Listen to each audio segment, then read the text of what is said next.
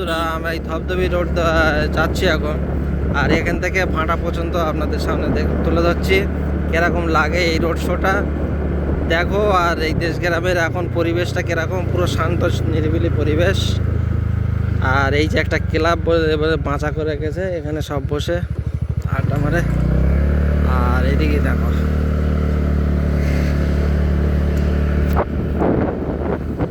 বন্ধুরা, কত ক্লিয়ার আসছে আর কত এইরকম গ্রামে থাকতে কত না ভালো লাগে। শুধু দুটো পয়সার আশায় সব পরিযায়ী শ্রমিক হয়ে যায়, বাইরে চলে যেতে হয়, এই পরিবেশটা পাওয়া যায় না। আর এই যে অক্সিজেনটা পাওয়া যাচ্ছে, এই যে চারিধারে গাছপালা, পুরো শরীর একদম পুরো ফিট। কোনো শ্বাসকষ্ট যাদের থাকে তারা অবশ্যই, শহরে যারা বাস করেন অবশ্যই গ্রাম অঞ্চলে 1-2 সপ্তাহ অন্তত ঘুরে যাবেন, একদম পুরো শরীর ফিট হয়ে যাবে।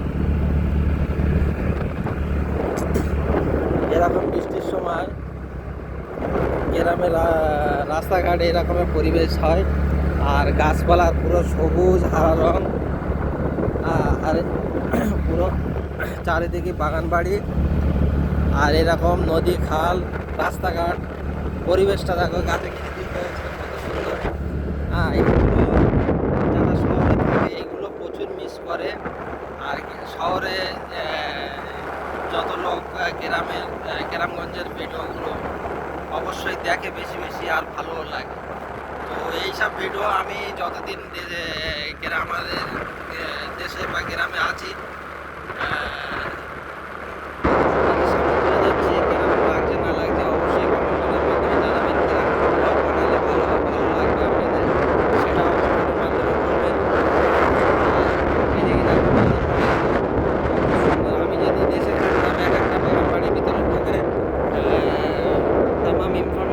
কীভাবে চাষ করতে হয় না করতে, এই পেয়ারা বাগান কীভাবে চাষ করতে হয় না,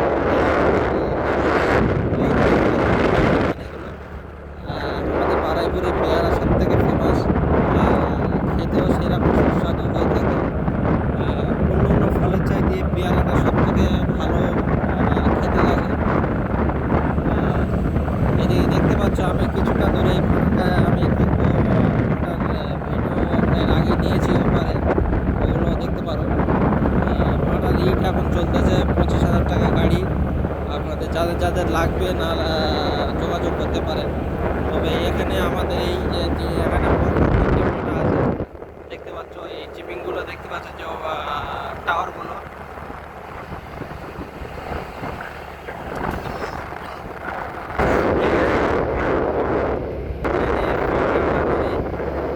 এরকম লাগছে এগুলো সব গ্রামগঞ্জের ভিডিও কতটা ভালো লাগে। আর আপনাদের চেষ্টা করছি, কাজের ব্যস্ততা থাকার কারণে আমি ব্লগ দিতে পারছি না আপনাদের।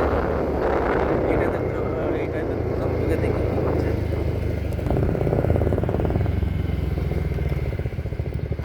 এইটা মনে হয় জামিনীর ভাটা, বুঝতে পেরেছ? এইটাতে না, ওই যে গাড়ি তোমার ধুয়ে দেবে কলে, ওখানে দিয়ে পাইপ ধুয়ে দেবে।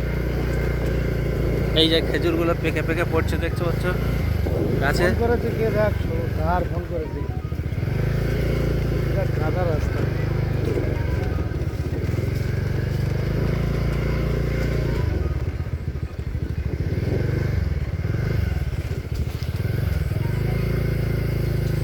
করলি আলুর বস্তা হয়েছে। তুমি কাদায় যাওনি? কাদায় যাচ্ছি কোথায়, ইট থেকে যাচ্ছি, তোমাকে স্লিপ করবে, পা তো উঠবে। তোমাদের না ঢুকলি ভালো থাকে, তোমাদের না ঢুকলি ভালো হতো, একদম বেকার হয়ে যেত। হ্যাঁ, এখন বেকার হয়তো হয়ে যেত।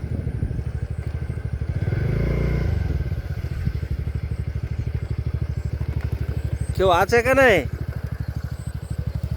ম্যানেজার কোথায় থাকে এখানে?